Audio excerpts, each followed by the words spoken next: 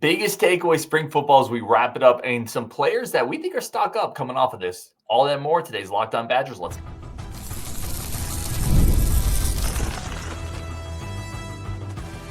You are Locked On Badgers, your daily podcast on the Wisconsin Badgers. Part of the Locked On Podcast Network, your team every day. What is going on, Badger fans? Welcome to Locked On Badgers, your team every single day, part of the Locked On Podcast Network. I'm Ryan Harings. That gentleman over there is Justin Julka. You all know him from the Rookie Report. Today's episode brought to you by FanDuel. Right now, new customers can get $250 in bonus bets when your first $5 bet wins. We are wrapping up spring practice, the biggest takeaways, stock up players, positional battles. I do want to start really quick here, though, because this just happened. Badgers picked up another portal guy, Braden Carrington, guard from Tulsa, was formerly at Minnesota. I'll dig more into him. Just want to put it out there. They've been active in the portal a couple days, but we may hit on that at the end. But, Justin, let's start spring football. Biggest takeaway. I'll start with you. Yeah, my biggest takeaway is seeing this team in the spring showcase. The team is just more coherent. Like, it just looks like things make sense more on both sides of the ball. Like, people will have their negatives that they want to say about the offense. I looked at it, and what I saw at that practice was we're going to be able to run the football at a pretty high level this season, and that's going to make the passing game. It gives you something to stand on from a style that you want and like a feel that you have for this team. We're going to be physical. I think the passing game early on in the season may be a work in progress as they kind of get their timing down and everything. But I think there's some pieces there. But yeah, overall, I look at this team, and for the first time, I think that since Fickle, the first time since he's been here, I look at it and I'm like, I think they're good enough to, in the games that you expect them to be competitive in, win all those games. Whether they'll win them or not, I can't say, but I think they're going to be competitive enough to win all those games. Yeah, I think I'm going to be very close to you. The word I'm going to use is safer. I feel like this is a safer team. Like I don't think the ceiling is a ton higher, although I do think it is higher. But I think the floor is much stronger. Like I don't expect us to get steamrolled 42-10 to Iowa, to lose 24-7 to Minnesota in a game that I don't even know if it was that close, buddy. Like, I don't even know if it was that close. I think this team with the size on the front seven, a little more stability at quarterback, I just think they're going to be safer, higher floor, more competitive week in and week out. Look, to your point, I think you nailed it, like a more functional football team. I think that's my biggest takeaway. We're kind of back to at least being that. Yeah, I mean, it's been a long time coming, to be honest. We've talked, and we've both taken our hits from people that watch the show on us being sunshine pumpers or whatever you want to call it. Yeah. I don't think we really are. I think the team, like, I look at it, and if this team ends up being 7-5, listen, that's not anything great. That's just progress at this point. And I look at it, and the team has the pieces to be 7-5 this year. It's going to require them to play good football in basically every game, but they're capable of being that level of a team this year. Let me ask you this, because I've been thinking about this too, and you're right. Like, you and I have both had hits and misses, and I've always said this: if you're putting your take out there consistently, you're gonna get some wrong. Mm-hmm. And if you don't, that means you never have a take. That means you never stand on anything. That's just how this works. But we were both pretty confident, especially when Fickle came in that first kind of spring. We both picked the team to win the West. We both picked the over at least last year. Why should this year's spring hype be any different? Because we have, to your point, been higher on this team the last couple of years, and it hasn't lived up to that. Sure. The number one thing that I will say is we've seen the team all 3 years. This is the first time I looked at the team and felt like it made sense and like there was legitimate progress. We always expected to be a little bit sloppy in those practices. And it was no different in this spring showcase, but you could clearly see by function what they were trying to accomplish on offense. And I felt like you could see drives like us moving the ball on the ground. The running game is significantly better than it's been either of the last 2 seasons. Like, it's not close. And I say that from a blocking standpoint. There were a considerable number of plays that were for more than 5 yards a carry in this practice. That has not been the case over the last couple of years under Longo, where you'd watch the running game, even with our bad defensive line. There were very few carries that were more than like 3-4 yards. And so that's a significant difference in this year's team, I feel. And I don't think it's because the defensive line is bad, because they're not getting pushed off the ball like they were last year. We can argue that, and one thing I will say with regards to that defensive line is people need to stop thinking whatever they were in the spring here is what they're going to be come season, because number one, there's like, 7 new pieces in that room? Yeah. They're going to get more. They're going to tighten up quite a bit on that defensive line in terms of just guys understanding what they're supposed to be doing every time. And there's also going to be far less shifting around. And that was one of the things, my takeaways from the spring showcase was we shifted through personnel groupings constantly in that practice. And I was like, this isn't going to be this way in a game. Like, you're going to have a drive here and there where you throw some other guys out there, but you're not going to have constant shifting out of your best players. It's just not going to happen. Yeah, although I do think on the defensive line, you now have the ability to rotate a lot more. I don't think it's going to be to the degree you saw in spring, but this is also where, and it's going to lead me into one of the reasons why I feel pretty good about this, despite being, again, we missed on some, you hit on some. It is what it is. I think the biggest issue that's plagued Fickle this entire time has been that front 7 in quarterback play. Mm-hmm. And Phil Longo as well. Let's just be honest. I think Grimes makes sense. I think you have a better quarterback room. Even if your starter gets hurt, I feel better about the number 2 this year. Oh, I don't think that's close. In all honesty, having watched the 2 of them play, the movement ability of O'Neal makes a huge difference in his ability to be functional as a quarterback. And it's likely the biggest negative in terms of Braden Locke. I told you when we were sitting there watching it during the spring, the practice, was he has the ability to manipulate the pocket in order to get himself throwing lanes, which is something Braden Locke just couldn't do. And if you're going to be a short quarterback, you have to be able to move to create those slots for yourself to be able to throw the football. Yeah, the short quarterbacks who can't move, it's like Drew Brees and even he can move. Like, Drew Brees was twitchy from the standpoint of like being able to move around in the pocket. He just wasn't a guy who could get out and run. Yeah, you just have to be so special, though, if you're going to be short and you're not a really good athlete. I think O'Neal can move a little bit. So I think at the quarterback spot, I feel better. And then I really think the defense line legitimately is just going to be solid this year. And that's going to allow your linebackers to flow. It's going to get you a little better pressure. Here's the other thing, and here's the other reason I'm just a little optimistic. You hear Coach Tressel talk. Bro, he's not shying away from the fact that this was a failure last year. Mm-hmm. Like, it wasn't good enough. He said, he better not. We finished. I don't want somebody that's going to ignore the fact that things were awful last year. And he didn't, right? He said, I know where we finished. I know where we got to be better. I kind of like some pressure. There's some pressure on that now. And it's either change it or listen, you're not going to stay employed for very long at Wisconsin if you can't sack the quarterback or stop the run. I do think there are some guys now from the pass rush standpoint that I look at where I'm like, this guy can really come off the edge.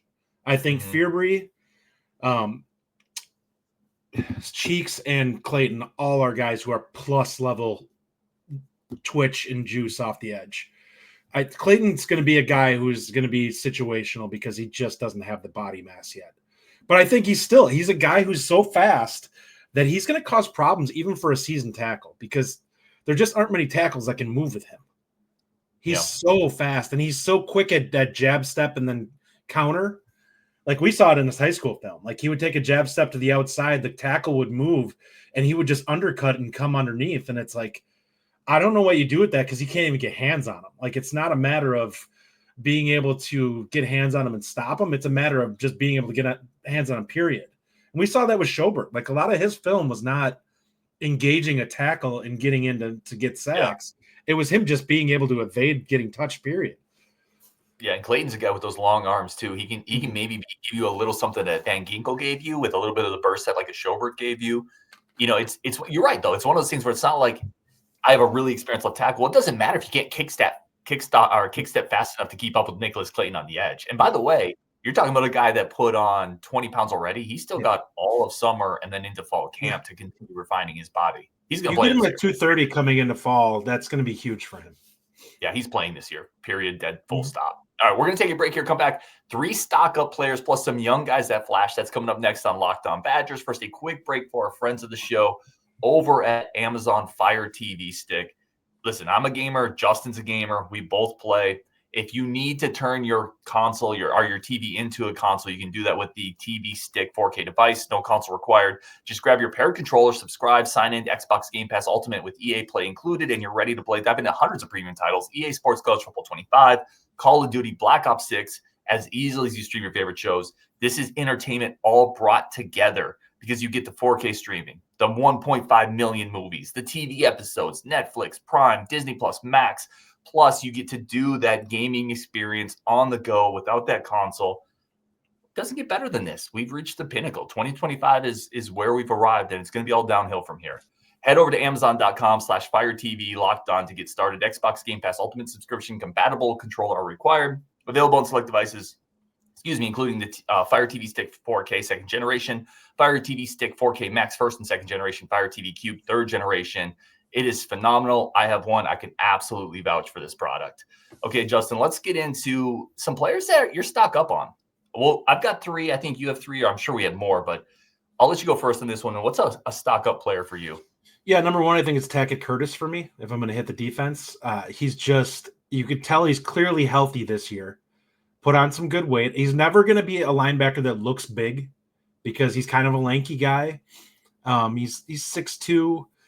He's probably, I believe he's in the 230s now, which is fine. Like, he's a speed guy. Like, he's your coverage backer. And I think that when I look at him, he just seems like he's more disciplined this year compared to where he was last year. Like, last year he was moving really fast in a lot of different directions, but I don't think he really was locked in and understood what his role was to be. This year, seeing him, he just seems more controlled. Yeah, he's on my list too. He was number 2 on my list, so I'll talk about him here too. I think that's a great one because, again, you're talking about a guy who was this is one of the highest recruited kids that will ever make its way in Wisconsin's roster, period. I mean, everybody wanted him, and he gets banged up. He gets hurt. He has a wasted year at a cesspool of dystopian defense that is USC, and comes to Wisconsin. He's still knocking off rust. This is the year where I think that rust is knocked off. He looked really good in the practices I was able to see. He wasn't even healthy until fall camp last year, and even then he was kind of not fully there. And you know the thing that people sleep on a little bit, and it's nobody's fault because some of these things you don't think about, but if you're not healthy, then you're not doing the off-season conditioning. You're not lifting weights. You're not getting stronger. You're not getting better. You're not taking part in those one-on-one reps where you need to build as a football player. He's been able to do all that now. He's out there with the ones practicing in spring, and then he's going to have all summer, all fall. I think it's a great one. My next one is Jayden Ballard. I don't know if there's a more stock-up guy. From a player who came in, and we were talking about, gosh, I hope the light bulb goes on because he's really physically talented, but he's never done anything at Ohio State, to a guy that now this is your boundary. This is one of your starters. It's him and Vinny Anthony on the boundary. Yeah, I don't know what you think that he's going to do in terms of this season. I think if he is on the field consistently, I wouldn't be shocked if 600 yards happens this season. I think there's an outside chance that maybe he gets to 7 or 8, really depending upon how effective the passing game is. He's going to take the top off the defense multiple times this year. Like, he's that level of speed. He's a guy who has a chance to create NFL draft stock because the physical tools are there. I don't know how refined he is, and I don't want him, I'm not going to say that that's going to happen. I'm just saying physically the tools are there. It's how refined is he and how effective is he in this offense? Yeah, and I don't think he's going to be incredibly refined, and I almost don't care. Just run a 9 route.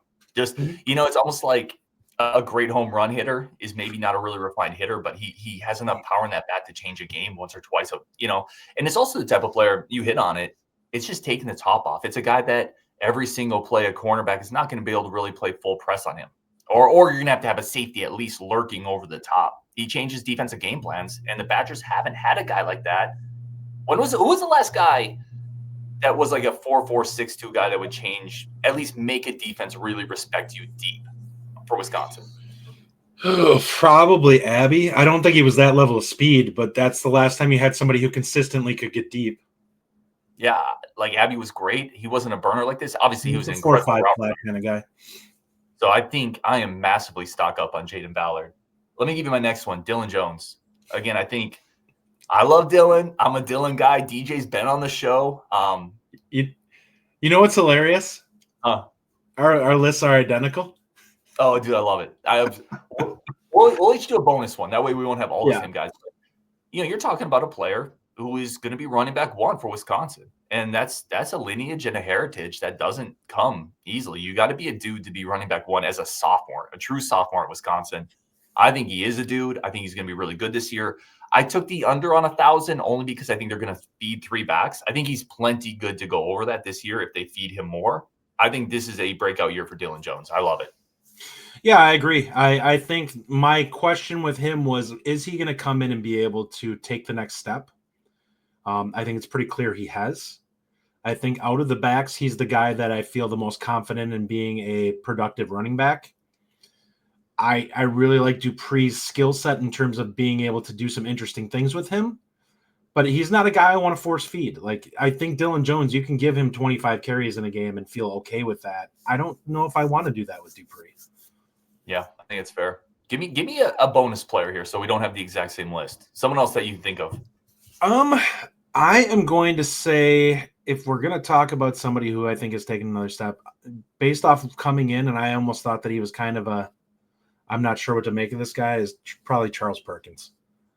I think that he's legitimately proven that he's going to be a play, like one of the starters in that front group with the defensive line. And I think that that's big because you have somebody who has a bit of a mean streak to him and some physicality there and wants to play and rile things up.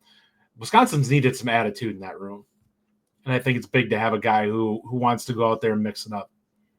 Yeah, that's a good one. I like that one. Let's go for my bonus one. You know what?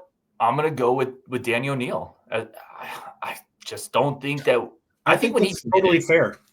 Yeah. I think he's better than I was expecting him to be. Same. Yeah. I think when he committed, I said, this is a guy you bring in case your starter gets hurt this year, and then whoever you have coming in next is your next starter. Yeah. I think Danny O'Neal, I'm not going to say he's the starter after Billy Edwards. He's got enough physical tools where you can at least think he's going to make Carter work for it. Yeah. If Carter wins it, Carter's going to legitimately win it next year. I agree. He has enough physical tools to make a guy work for it. And Wisconsin has had quarterbacks not as physically gifted probably as Danny O'Neal start and win some games for them. I would agree. But listen, we had Wolf out there for games. He's already more developed than Wolf was. Listen, no shade to some of the guys we've had in that room. It has not been a procession. Listen, what I will say is, having looked at the players that we have in that quarterback room this year, it's the best quarterback room I think we've had since what? Man, I don't even know. Like, we ever had more than a starter? So who's behind Cohen? Was it Wolf behind Cohen? Yeah, I think so. The best room is probably Mertz and Cohen that we've had recently outside of this one. And this is a superior group to that one athletically. It is.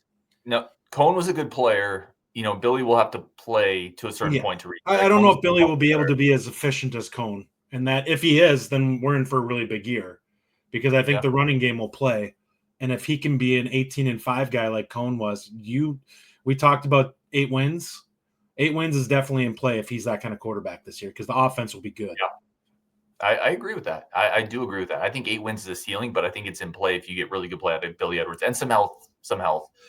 Hit me on a couple of young players that have stood out to you. We've talked Clayton. Let's shelve that one. Who else maybe? I think we have a couple of corners that have looked really good as true freshmen and Jameer Scott and Kairos Gaines, which that's honestly like the best you could ask for is to have a couple of freshmen come in and look like they belong. And it seems like both those guys have. It's really hard to hit on corners. And when you have a couple of guys that you think you have, I mean, we saw Jay Harper leave. I feel strongly that a big part of the reason why is he got passed by these guys. Yeah, Harper has potential. Like people, I saw him at that showcase. He can cover. The fact that he's leaving means that he feels like these two guys are probably going to jump him and he's going to have work to do. And I don't blame him for that. Like if these two guys are hits and the staff feels really good about them, he's got a hard road to hoe. And you have guys coming in behind this with, a guy like Washington coming in who is also a really high, he's probably the most physically talented out of that group. So If that guy comes in and gets down to work right away too, you're in trouble. Like it's easy to get buried in college football nowadays. So I don't blame some of these guys to look at it. And if they're not by their redshirt freshman year getting in the 2 deep, I don't blame them for wanting to look for opportunity, especially if younger guys are passing them, because there's a hard road there to playing time if that's the case. Yeah, I agree with you. I like that one because I think Skanes is a guy people have slept on. I thought he was an interesting prospect when he committed. I comp him to Nazir Forgren. I think he's that type of player. I like him. I'll give you another one on defense. Cooper Catalano is a player that I think is open. Absolutely. He's going to be in the 2 deep this year, I think. Mm-hmm. And he's an interesting kid, man, in that I think athletically he probably doesn't get quite the benefit of the doubt that other players get, but the instincts just play up in the way that some other former Wisconsin linebackers like Mike Taylor, Chris Borland do. I want to take a quick break there. We're going to come back. Positional battles for the Badgers. Who are we still fighting over here? And I'm going to ask Justin one basketball question. Why does it seem so hard to get athletes at Wisconsin? That's coming up next on Locked On Badgers. First, a quick break for our friends of the show. Coming up, today's episode brought to you by FanDuel. FanDuel is incredible. We always use these guys. The NBA is going on right now, the playoffs. Again, I'm a Suns fan, so who cares about that? But baseball's going on. I care about that one. FanDuel has covered parlays, futures, spreads, teasers, live in-game betting to spice up the NBA playoffs. And that's the only reason I'm going to be interested is I'm going to be using FanDuel to bet on the Bucks, because if the Suns can't win, I might as well have people in Wisconsin be happy. And I'm going to go for that one over at FanDuel. Right now, there's a great offer, $5 bonus bet. If you win, you get $250 in bonus bets if your bet wins. Don't miss out. Spice it up a little bit. Head over to FanDuel.com. Claim your $250 in bonus bets today with that $5 initial bet for new users. If you win that, you get $250 in bonus bets. That's incredible. All right, let's jump back into this. Justin, I kind of lit off. Oh, yeah. Before we jump into this, I got 2 more young players that I want to throw into here that I feel like we need to cover. Actually, 3. Number 1, Ryan Corey, because you and I were right on him. He looks like he's poised to be next year's starting center. And that's what we said coming in. He's probably going to be the center. Oh, guess what? He's the center on the second team, and now it's looking like the guy is taking over next year. Shocking. Yeah, I mean, sometimes you can just tell with these guys when you watch the film and you're looking at him and you're like, he's a really good athlete. He's also a guy that you could see sliding over that position because he's athletic enough to play it. He's a really nice fit for that. And then also 2 more big hosses, Nolan Davenport and Hardy Watts. Jumping into the 2 deep right away early on here, getting second team reps. There's a couple other guys that are going to be coming in the fall, but it's nice to see these young guys in these classes. Like, we felt really strongly about how good these last 2 line classes were. And it feels like we were pretty on brand with these guys being, what we expected, and guys that are going to be producing and being ready to show, at least push things early, if not play right away. I think Davenport could play next year. So his testing numbers for an athlete, for a left tackle, were absolutely elite. And I'll tell you this, we talked about Clayton. One of my favorite parts about one of the practices I saw was Clayton versus Davenport. And the reps I saw, Davenport won those. Just like athletically, Davenport is super agile for a left tackle, right tackle prospect. So we love that group. Logan Powell coming in too is another guy I feel strongly about, can be a really good player at tackle. Mm-hmm. And we still have Emerson Mandel out there. Obviously, Haywood will be back next year. Yeah, there's a lot of young talent in that group for sure. Let me ask you this, man, because I kind of teased into it, and I don't want to spend too much time here, but Badgers picked up this today. I'm going to try to say the name correctly, but I think it's Bialuskis, the Lithuanian 6'9" guy. Again, here's my question for you. I'm not asking you to have the expert opinion on him, because I just literally saw film of him today. But again, another player where athletically, I think he can do a lot of things that you would expect for a Badger 6'9" guy. He can shoot a little bit, move a little bit, but he's not an athletic guy. Why do you think it's been hard for? So I'm gonna ask you. I'm gonna throw a question back at you, and just ask: do you feel that maybe Greg Gard doesn't really truly value athleticism in a front court player? Like, it's something that he looks at as not necessary as long as the skills are there. Because that's what it feels like to me. Like, I look at it does not feel like you and I look at football players, and it's what does the athletic profile look like first? And then it's how skilled does it look after that? because if the athletic tools are there, you're hopeful that they'll be able to develop the skill with time. Just the athleticism will carry them to being eventually able to get the reps in place and become gifted at that position. And it almost feels like he wants the skill first, and if he can make them a slightly better athlete when they get in the strength and conditioning program, then so be it. I have a theory on this, and maybe I'm off. I do think he's looking for skill. I think it's because the athletic guys, where everybody, it's similar to the NBA draft in a way. Who goes at the top of the lottery? It's the athletic guys that you dream on, even if they're not ready. I think those guys command so much money in the portal, and they're bigger risks because their skill level may not be there. I just think you can get better fits for the offense they want to run at a cheaper price if you value skill over athleticism. The thing that I question with that somewhat is I look at all these mid-major programs that come running into the tournament that have guys that are more athletic at the power forward position than us, and even at center, they'll have like a random 7-foot guy that actually moves pretty well. And you look at him and he's not as skilled as some of the guys we have, but he's a better athlete. And I look at it like, but what would he have done if he had the coaching and just the resources that are at Wisconsin? Like, how good would he be if he had that type of that available to him? So there's certain things you can't teach in terms of the feel of the game skill. Like, yeah. Oh, absolutely. We saw that with Amos this last year. Like, he clearly was a guy, and people kind of bucked back at you and I a little bit on that. He, like, if we would have started him this year, we probably lose like 2 or 3 more games because the offense just doesn't function the way it needed to. Well, and I would also say last year's front court, Nolan Winter was pretty athletic for a 4. Like, he maybe wasn't as super incredible balance. He's pretty athletic for a 4. I mean, our 5, Stephen Crowell, we've gone back and forth on what he did and didn't do over the course of several years. But yeah, I think this team is an athlete short still, and I don't know what the answer there is, right? It's more of an open-ended question. I don't fully know what the answer there is. Well, I will say they did just grab Braden Carrington. Yep. And I look at him as kind of what we talked about when I said I want somebody who's athletic on the edge, that even if they can't do anything else, he can at least be an athletic defender. He gives you that. He's a guy who's a plus defender. If any offense you get there is kind of gravy, is athletic enough that he can at least rim run. Like, yep. He's 6'4". That has some value. I will say this. I was diving into the numbers on Carrington, and I got to watch the film. The numbers don't bear out that he's a very good defender that I've seen so far. Very early, he literally committed a little bit before. I'm going based off of what I read, so I could be totally wrong. I haven't watched film.